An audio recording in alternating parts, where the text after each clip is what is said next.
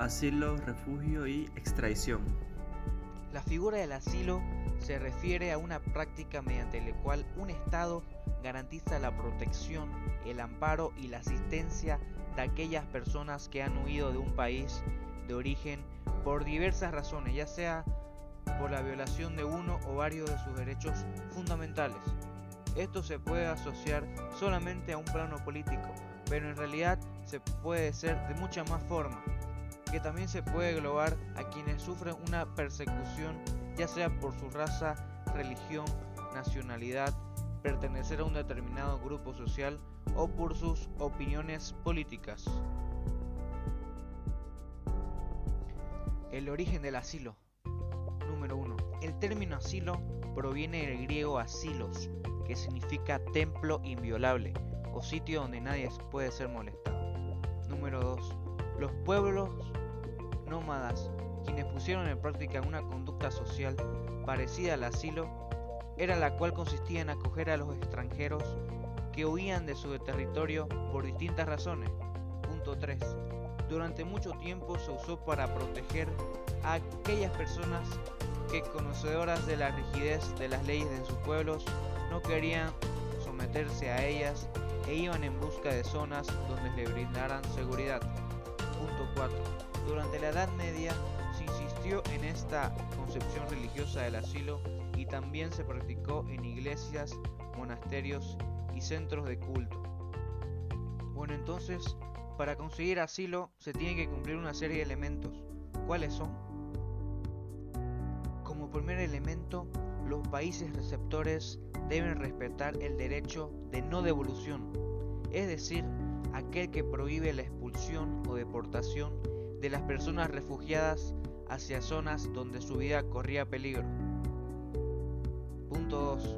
Los solicitantes de asilo deben recibir un trato justo, mientras la autoridad competente acepta o rechaza la petición. Y como tercer elemento, la Convención Americana de los Derechos Humanos contempla el derecho de las personas a elegir libremente su lugar de residencia y a solicitar asilo en terceros países si la situación lo requiere. Entonces, en conclusión, ya que hablaste de harto pariente, ¿qué es el asilo? Bueno, entonces las tres cosas más importantes del asilo. Número 1. Es la práctica la cual un Estado garantiza la protección, el amparo y la asistencia. Número 2. La Convención Americana de los Derechos Humanos contempla el derecho de las personas a elegir libremente su lugar de residencia y a solicitar asilo en terceros países si la situación lo requiere. Número 3.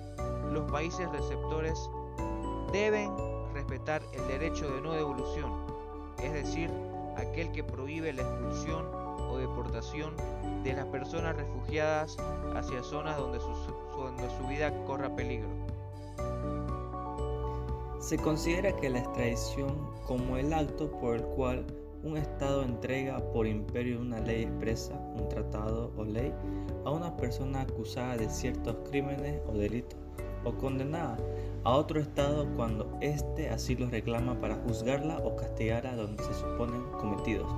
Es también la entrega del reo refugiado en su país hecha por el gobierno de este a las autoridades de otro país que lo reclaman para juzgarlo y en su caso castigarlo.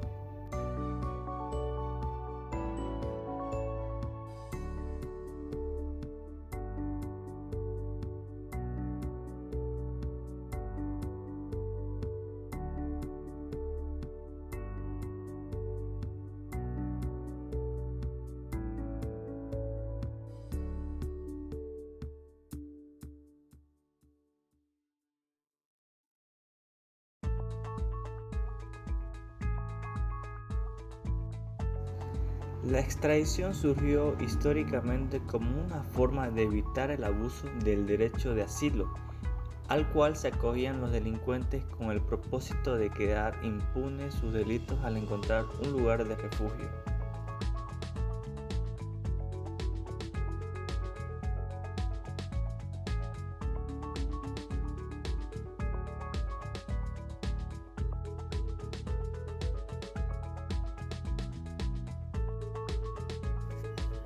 Más acerca sobre el origen de la extradición, el tratado de extradición más antiguo conocido en la actualidad fue el celebrado entre Ramsés II, faraón egipcio de la 18ª dinastía, y Cactusi II, rey de los hititas, suscrito en el año 1278 a.C., en el cual existe un artículo que dice: si alguien desertara de Egipto y llegara al país de los hititas, el rey de los hititas no deberá defenderlo en su país, sino devolverlo al país de Ramsés. En Grecia, el asilo religioso constituyó un obstáculo para la extradición, pues los templos eran considerados inviolables por su sacralidad. Sin embargo, se concedió la extradición para los criminales autores de delitos muy graves.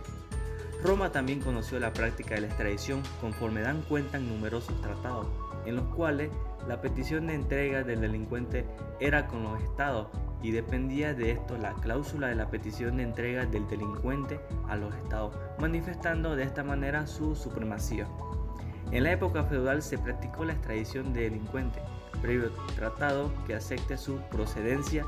De esta naturaleza es el tratado suscrito en el año 1174 entre Enrique II de Inglaterra y Guillermo de Escocia. En la actualidad, con el propósito de evitar la multiplicidad de tratados sobre el tema, muchos tratadistas sostienen la necesidad de elaborar un tratado tipo sobre extradición del Congreso del Derecho Internacional en Estocolmo, Suecia, en el año 1878.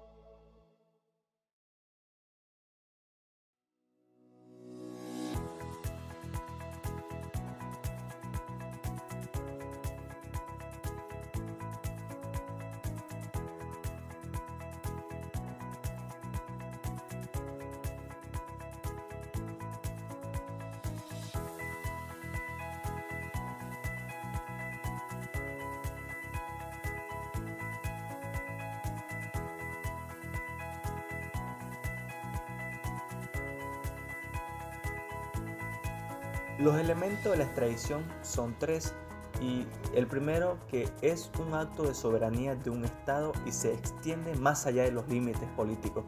Este acto de soberanía hace que el país requiriente persiga y reclame la entrega de un delincuente para su juzgamiento a otro Estado requerido. El segundo se realiza entre Estados, debe estar regida de un gobierno a otro.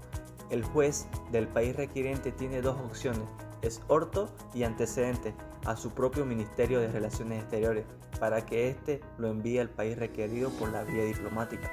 Siempre debe presentarse toda la documentación legalizada. Y por último, el fin de la extradición, que es reprimir al delincuente.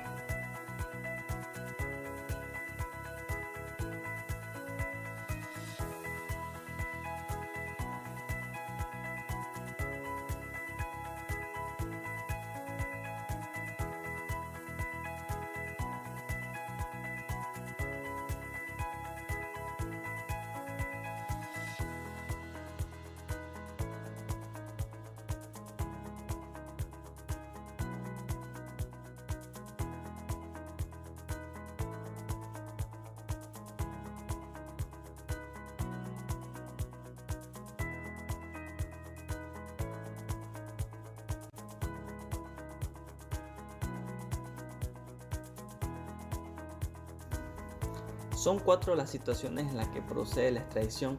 Entre ellas tenemos los tratados.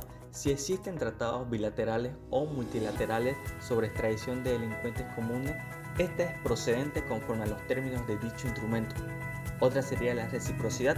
En caso de no existir convenio ni instrumento alguno, dada una emergencia por las razones jurídicas ya expuestas, sería procedente la extradición previa declaración expresa de reciprocidad emitida por el juez encargado de la causa en el país requeriente y que el tribunal del país requerido dé curso a la solicitud aduciendo igual argumento. No hay tratados ni reciprocidad. Esta tercera situación se produce cuando no existen tratados y que además no se ofreció en declaración alguna de reciprocidad al solicitar la extradición. Se presentó una emergencia que daría curso a la procedencia de la extradición solicitada, pues es siempre interés de un Estado asegurar la represión del crimen. Y por último, los delitos por los cuales procede la extradición. Según las leyes y tratados de extradición, procede por delitos de criminalidad común. Por lo tanto, de modo general, los convenios o tratados que incluyen los delitos, los cuales son contra la vida e integridad corporal, contra el poder, contra la propiedad, contra la libertad y por último por las falsedades.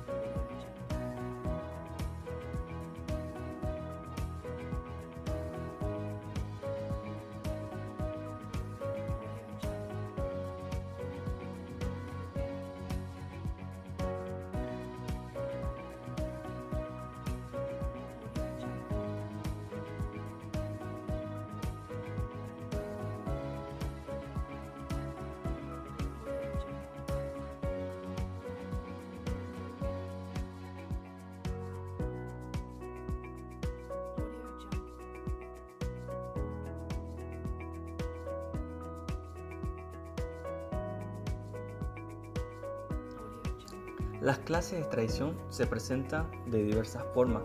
Una de ellas es la extradición activa y pasiva.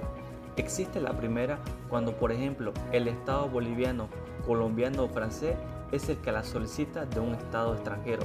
La segunda se da cuando es un Estado extranjero el que la pretende de cualquiera de los otros Estados.